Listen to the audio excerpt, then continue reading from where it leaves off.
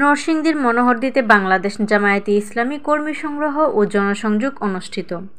31 জানুয়ারি শুক্রবার সকালে মনোহরদী পৌরসভার 4 নং ওয়ার্ডে পৌরসভা জামায়াতের আমির ও মনোহরদী প্রেস ক্লাবের সভাপতি মোহাম্মদ আসাদুজ্জামান নূরের নেতৃত্বে 2 শতাধিক নেতাকর্মী নিয়ে কর্মী সংগ্রহ ও গণসংযোগ করেন।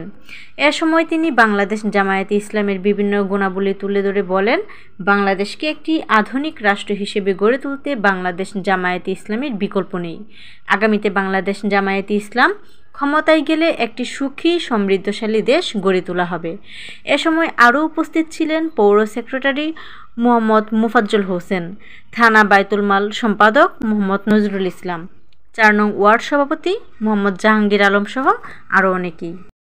ময়লা কাপড় নিমিশে করে পরিষ্কার, দৈনিক ডিটারজেন্ট পাউডার